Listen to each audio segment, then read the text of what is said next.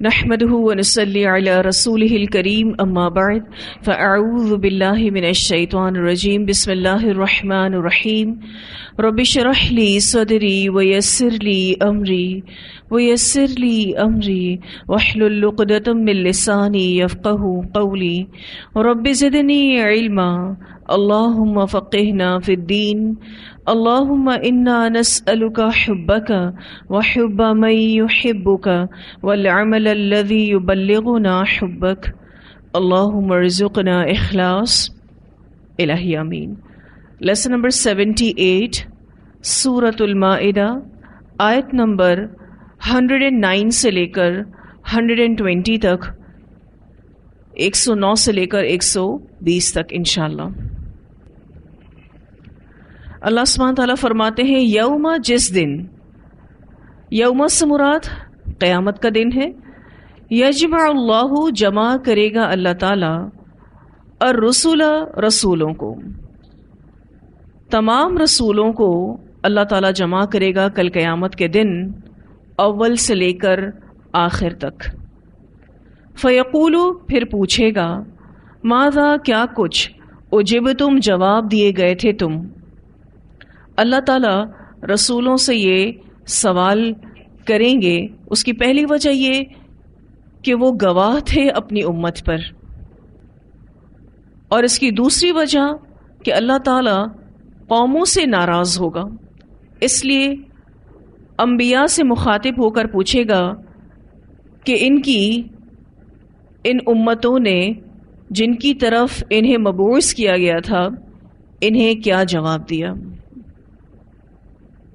قولو، وہ کہیں گے، لا علم لنا، نہیں کوئی علم ہمارے لیے۔ تمام انبیاء یہ جواب دیں گے، ہمیں کچھ معلوم نہیں۔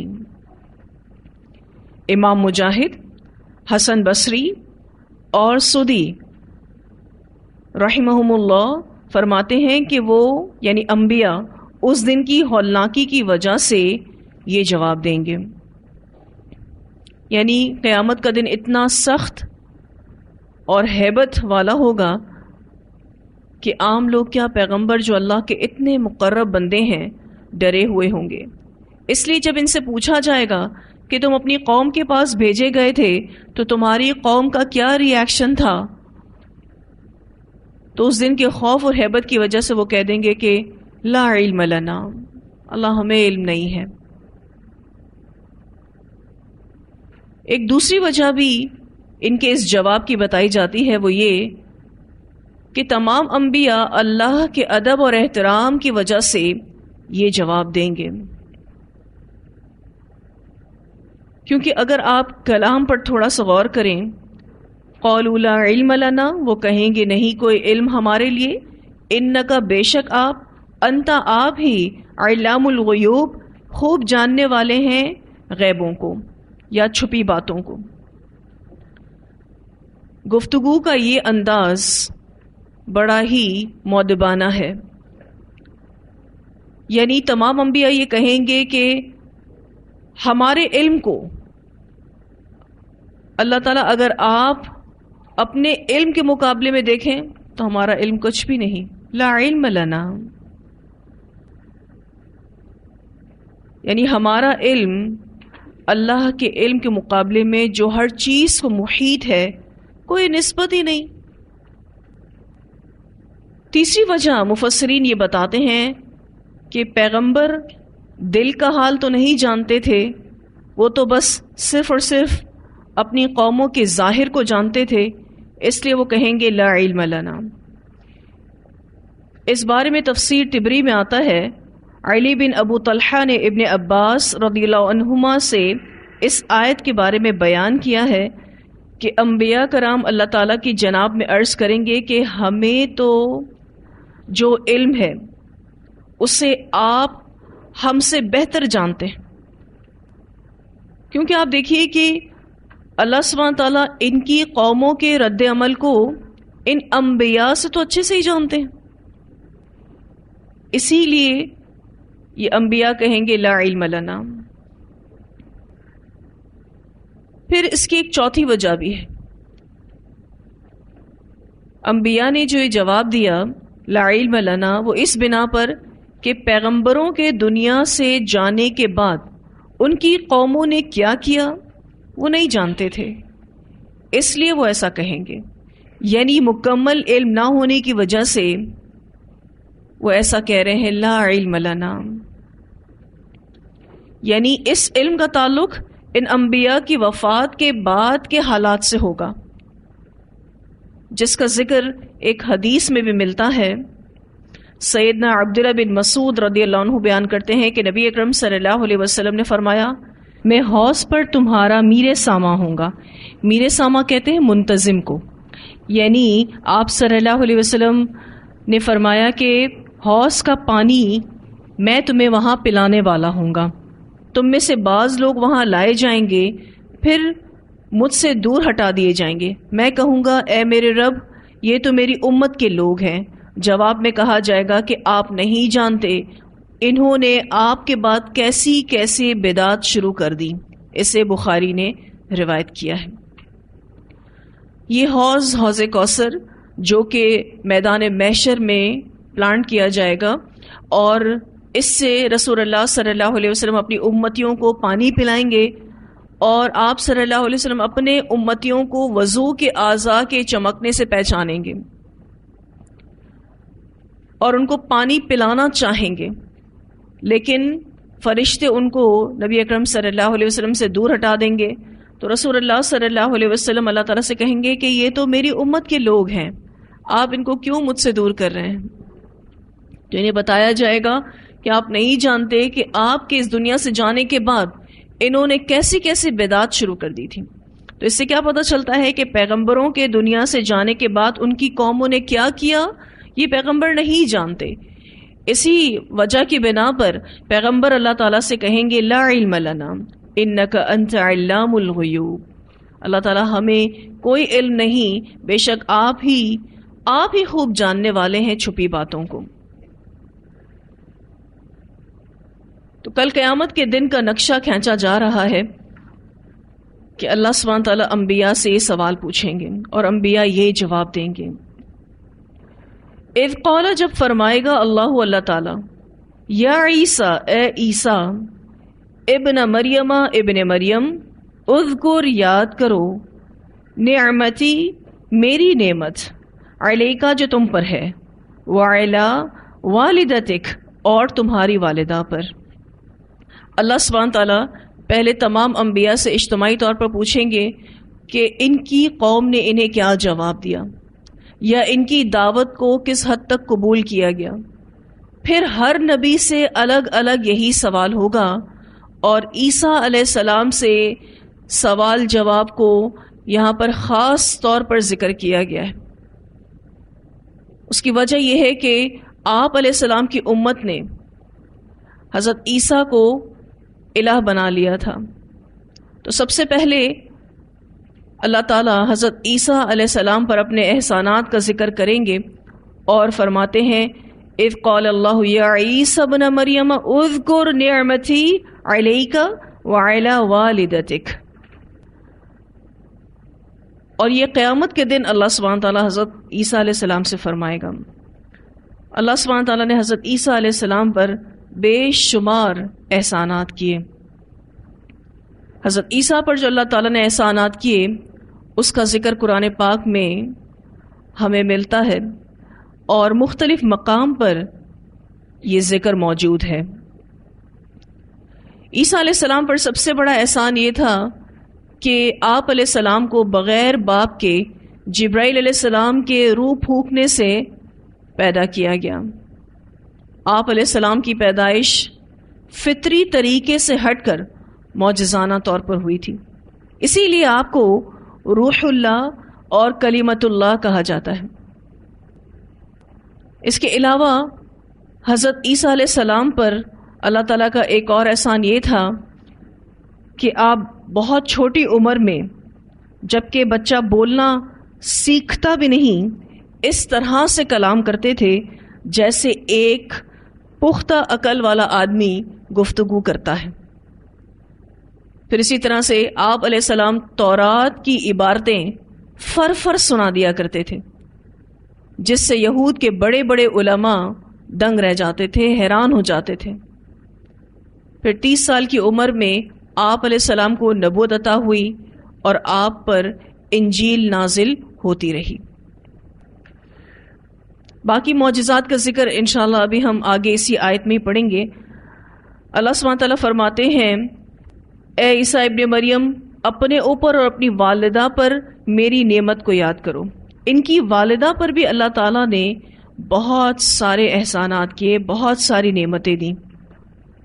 ہم سورہ آل عمران میں پڑھ چکے ہیں جہاں حضرت مریم کا ذکر تھا کہ اللہ تعالیٰ نے ان کو چن لیا تھا، ان کو ایسا بیٹا دیا جس کی مثال نہیں ملتی، یعنی ان کو اللہ تعالیٰ نے بغیر شوہر کے اولاد دی تھی۔ پھر یہ کہ ولادت کا مرحلہ ان کے لیے آسان کیا گیا، اس کا ذکر انشاءاللہ آپ سورہ مریم میں پڑھیں گے۔ پھر فرشتے نے حضرت مریم سے کلام کیا تھا، ان کے لیے ولادت کے ٹائم پر پانی کا چشمہ جاری کیا گیا، ان کو کھجوریں مہیا کی گئیں۔ پھر یہ کہ یہ بڑا ہی انوکھا رزق اللہ کی طرف سے پاتی تھیں، جس کے بارے میں ہم سورہ آل عمران میں پڑھ چکے ہیں کہ بے موسم پھل اللہ تعالیٰ ان کو عطا کرتا تھا۔ ان کے پاس صحیفے آیا کرتے تھے، یہ کتابوں کو جاننے والی تھیں۔ پھر یہ صدیقہ کہلائیں۔ بنی اسرائیل نے ان پر زنا کا الزام لگایا تو اللہ سبحانہ تعالیٰ نے حضرت عیسیٰ کو ماں کی گود میں بولنے کی طاقت دی اور انہوں نے اپنی ماں کا دفاع کیا، یعنی اللہ تعالیٰ نے ان کی برات کی۔ تو ان کی والدہ پر بھی اللہ تعالیٰ نے بہت سے احسانات کیے تھے۔ اب آپ دیکھیے کہ یہاں اولاد سے کہا جا رہا ہے کہ جو تمہیں اللہ تعالیٰ نے نعمتیں دی اس پر بھی شکر ادا کرو، اس کو یاد کرو، اور جو تمہاری والدہ پر جو اللہ تعالیٰ نے احسانات کیے، نعمتیں کی، اس پر بھی شکر ادا کرو۔ اس کی وجہ یہ ہے کہ ہمارے والدین کے پاس جو بھی نعمتیں ہوتی ہیں ہم اس کو بھی انجوائے کرتے ہیں، ہم اس کا بھی فائدہ اٹھاتے ہیں۔ ہم اگر اپنی نعمتوں کو یاد کر لیں یہ بھی بڑی بات ہے، کہاں ہم اپنے والدین کی نعمتوں کو یاد کریں۔ تو قرآن میں کیا سکھایا جا رہا ہے؟ اپنی نعمتوں کو بھی یاد کرو اور جو تمہارے والدین پر اللہ تعالیٰ نے احسانات کیے ہیں اس کو بھی یاد کرو۔ یاد کرنے سے ہوگا کیا؟ شکر آئے گا، اور شکر 3 طرح سے ادا ہوتا ہے۔ یہ بات ہم کئی بار پڑھ چکے ہیں، لیکن اس کو بار بار دہرانے سے انشاءاللہ تعالی یہ علم ہمارے اندر راسخ ہو جائے گا۔ شکر دل کا ہوتا ہے، یعنی ہمارا دل اعتراف کرے کہ اللہ تعالیٰ آپ نے یہ نعمت ہمیں دی ہے، الحمدللہ۔ پھر زبان کا شکر ہوتا ہے، یعنی زبان سے بھی اس بات کا اظہار ہو کہ اللہ تعالیٰ یہ نعمت آپ نے ہمیں دی ہے، ہم آپ کے شکر گزار ہیں۔ پھر اسی طرح سے عمل کا شکر ہوتا ہے، یعنی عمل کے ذریعے ہم اللہ کا شکر ادا کرتے ہیں، اس کی عبادت کر کے، اس کی اطاعت کر کے۔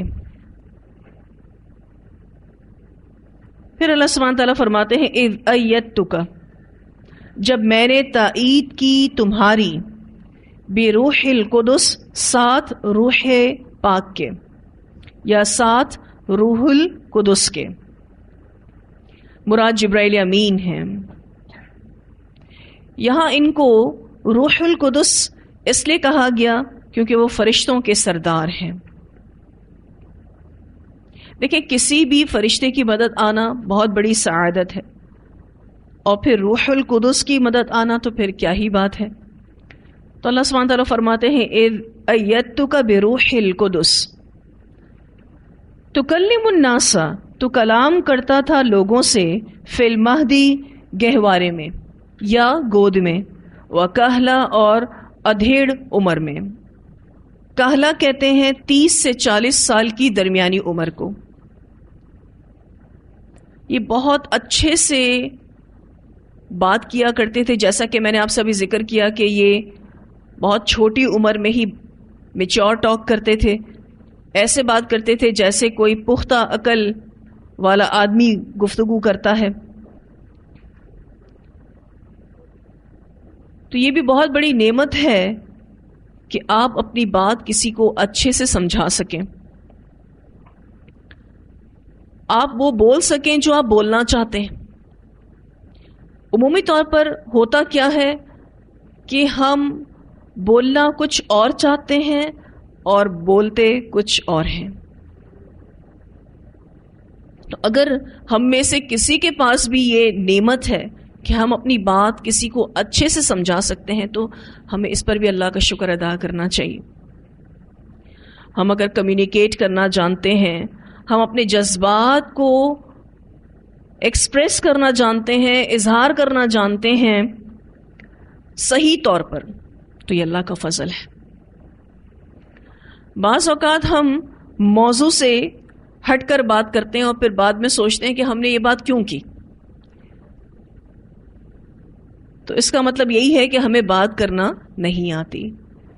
تو اللہ سبحانہ تعالیٰ یہاں فرما رہے ہیں تُكَلِّمُ النَّاسَ فِي الْمَهْدِ وَكَهْلًا، تو کلام کرتا تھا لوگوں سے گود میں اور ادھیڑ عمر میں، یعنی یہ بھی اللہ کی تجھ پر نعمت تھی کہ تو بہت اچھے سے بات کرتا تھا، تو اپنی بات کو بہت اچھے سے سمجھاتا تھا۔ وَإِذْ، اور جب، عَلَّمْتُكَ الْكِتَابَ، میں نے سکھائی تجھ کو کتاب، والحکمت، اور حکمت۔ کتاب سے مراد یہاں پر کتاب کا لکھنا اور پڑھنا ہے۔ حضرت عیسیٰ علیہ السلام نہایت خوش نویس تھے، یعنی بہت اچھا لکھتے بھی تھے۔ تو یہاں کتاب سے مراد کتابت ہے، خوش نویسی ہے، کیونکہ آگے کتابوں کے نام آ رہے ہیں نا، والتوراۃ والانجیل، تو پھر یہاں کتاب سے مراد کتابت ہے، یعنی لکھنے کی سکل جو ان کے اندر اللہ تعالیٰ نے ڈالی تھی، بہت اچھا لکھتے تھے۔ والحکمت، اور حکمت، یعنی اللہ تعالیٰ نے ان کو علم، فہم، رشد اور عقل عطا کی تھی، کیونکہ حکمت سے مراد یہاں پر علم، فہم، رشد اور عقل ہے۔ والتورات، اور تورات، والانجیل، اور انجیل، اللہ تعالیٰ نے ان کو تورات اور انجیل دونوں کتابوں کا علم دیا۔ چونکہ یہ بنی اسرائیل کی طرف بھیجے گئے تھے، اس لیے انہیں تورات کا علم بھی دیا گیا۔ تورات کس پر نازل ہوئی؟ موسیٰ علیہ السلام پر، لیکن یہ اس کتاب کو بھی سکھائے گئے تھے اور مزید کتاب سے بھی نوازے گئے، یعنی ان کو انجیل بھی دی گئی۔ آپ کہہ سکتے ہیں کہ انتہائی پڑھے لکھے تھے، بہت زیادہ ہائیلی ایجوکیٹڈ تھے حضرت عیسیٰ علیہ السلام۔ جس کے پاس جتنا علم ہوتا ہے وہ اتنا ہی زیادہ اللہ کے اس نعمت سے مالا مال ہوتا ہے، کیونکہ علم کا ملنا بھی نعمت ہے۔ آج ہم اس کو نعمت سمجھتے نہیں ہیں، حالانکہ یہ بہت بڑی نعمت ہے۔ یہ جہالت کا علاج ہے، یعنی ہمارے اندر جو جہالتیں ہوتی ہیں، علم اس کا علاج ہے۔ پھر اللہ سبحانہ تعالیٰ فرماتے ہیں وَإِذْ، اور جب، تخلقو، تو بناتا تھا، من الطین، مٹی سے، کہیئت الطیری، مانند شکل پرندے کی، بِإِذْنِ، ساتھ میرے اذن کے۔ اب لکھنے پڑھنے کے علاوہ بھی کچھ اور سکلز، کچھ اور معجزات ان کو دیے گئے تھے، جس میں ایک معجزہ یہ تھا کہ یہ مٹی سے پرندہ بنا لیا کرتے تھے، لیکن ساتھ میں آپ دیکھیے بِإِذْنِ کہا گیا۔ یہاں جو بِإِذْنِ کہا گیا وہ اس لیے کہ اللہ تعالیٰ نے ان کو یہ چیز معجزانہ طور پر عطا کی تھی، یہ خود اس کی طاقت نہیں رکھتے تھے۔ فَتَنْفُخُ، پھر تو پھونک مارتا تھا، فیہا، اس میں، فَتَكُونُ طَيْرًا، پھر وہ ہو جاتا تھا پرندہ، بِإِذْنِ، ساتھ میرے اذن کے۔ یہ مٹی سے پرندے کی شکل کی مانند بناتے تھے، پھر اللہ تعالیٰ کے حکم سے اس میں پھونک مارتے تھے تو وہ اللہ کے حکم سے ایک پرندہ بن جاتا تھا۔ وَتُبْرِئُ الْأَكْمَحَ، اور تو تندرست کرتا تھا، مادر ذات، اندھے کو۔ اکمہ کہتے ہیں ایسا شخص جو پیدائشی اندھا ہو، یعنی وہ نابینا پیدا ہوا ہو، والابرص اور برس والے کو باذنی ساتھ میرے اذن کے. تو پیدائشی اندھے اور برس والے کو میرے حکم سے تندرست کرتا تھا. یہ مادرزاد اندھے کی آنکھوں پر ہاتھ پھیرتے تو وہ اللہ کے حکم سے دیکھنے لگتا، اس کی آنکھیں بالکل ٹھیک ہو جاتی. اور اسی طرح سے آپ علیہ السلام کسی برس والے یعنی کوڑی کے بدن پر ہاتھ پھیرتے تو وہ اللہ کے حکم سے بالکل درست ہو جاتا تھا. برس کی بیماری کے بارے میں تو آپ جانتے ہی ہوں گے. جسم پر سفید دھبے نمودار ہونا شروع ہو جاتے ہیں اور پھر یہ اسکن ڈیزیز رکتی نہیں ہے، پھیلتی جاتی ہے. بظاہر تو بہت معمولی سی بیماری لگتی ہے لیکن یہ معمولی ہے نہیں. جن کو بھی یہ برس کی بیماری ہوتی ہے ان کی اسکن برننگ ہوتی ہے، یعنی اس میں جلن ہی رہتی ہے ہر وقت. نبی اکرم صلی اللہ علیہ وسلم کی دعا سے ہمیں پتہ چلتا ہے کہ آپ صلی اللہ علیہ وسلم نے برس کی بیماری سے پناہ مانگی ہے، کیونکہ اس کا کوئی علاج نہیں. جسم پر اگر نمودار ہو جائے تو پھیلتی جاتی ہے، الا یہ کہ اللہ اس کو روک دے پھیلنے سے. تو اللہ سبحانہ تعالیٰ فرماتے ہیں وَتُبْرِئُ الْأَكْمَحَ وَالْأَبْرَصَ بِإِذْنِي، وَإِذْ اور جب تخرج الموتى تو نکالتا تھا مردوں کو بِإِذْنِي ساتھ میرے اذن کے، اور جب تو مردوں کو میرے حکم سے نکال کھڑا کرتا تھا. آپ علیہ السلام کسی قبر میں پڑے ہوئے مردے کو زندہ ہو کر اٹھ کھڑا ہونے کو کہتے تو وہ اللہ کے حکم سے قبر سے نکل کر کھڑا ہو جاتا تھا. اب وہ نیا مردہ ہو یا پرانا مردہ ہو. اور اس کی کچھ تفصیلات ہم نے سورہ آل عمران میں بیان بھی کی تھی. وَإِذْ اور جب کففتُ روکا میں نے بنی اسرائیل کو عنکا تجھ سے، اذ جب جئتہم لایا تو ان کے پاس بالبیناتی روشن نشانیاں، فقال تو کہا الذین کفروا ان لوگوں نے جنہوں نے کفر کیا، منہم ان میں سے، ان ھذا الا سحر مبین نہیں ہے یہ مگر جادو کھلم کھلا. بنی اسرائیل نے حضرت عیسیٰ علیہ السلام کے قتل کا ارادہ کر لیا تھا، اللہ تعالیٰ نے آپ کو اس سے بچا لیا. قرآن پاک میں الحمدللہ اس بات کی دلیل موجود ہے. اللہ سبحانہ تعالیٰ فرماتے ہیں وما قتلوہ وما صلبوہ ولکن شبہ لہم، نہ انہوں نے اس کو قتل کیا نہ اس کو صلیب چڑھایا گیا، اور لیکن یہ معاملہ شبہ میں ڈال دیا گیا، اس معاملے میں ان کو کنفیوز کر دیا گیا. اور اللہ سبحانہ تعالیٰ قرآن پاک میں فرماتے ہیں بلکہ رفعہ اللہ الیہ، اللہ نے اس کو اپنی طرف اٹھا لیا. اتنے سارے معجزات دیکھنے کے باوجود بھی بنی اسرائیل نے آپ علیہ السلام کو جھٹلایا اور کہنے لگے کہ تم جادوگر ہو. آپ علیہ السلام کے معجزات کو دیکھ کر کیا کہا کہ یہ سب کچھ جادو ہے، اور آپ علیہ السلام کو صلیب پر چڑھانے کی کوشش کی گئی. تو اللہ تعالیٰ نے ان کو محفوظ رکھا، اور اللہ سبحانہ تعالیٰ بطور نعمت اس کا اظہار کر رہے ہیں کہ بنی اسرائیل کے لوگ تجھے مارنا چاہتے تھے، اللہ تعالیٰ نے تجھ پر نعمت کی کہ تجھے بچا لیا. تو جب اللہ ہماری حفاظت کرتا ہے تو یہ بھی کیا ہے؟ اللہ کی نعمت ہے. اب آپ دیکھیں کہ بنی اسرائیل کے سامنے کیسے کیسے معجزات لائے گئے، لیکن وہ نہیں مانے. اس سے کیا پتہ چلتا ہے کہ جس کو نہیں ماننا وہ معجزات دیکھ کر بھی نہیں مانے گا. اب کتنی بڑی بڑی دلیل بطور معجزات کے ان کے سامنے پیش کی گئیں، لیکن پھر بھی یہ نہیں مانے. اور کیا کہا؟ ان ھذا الا سحر مبین، نہیں ہے یہ مگر جادو کھلم کھلا.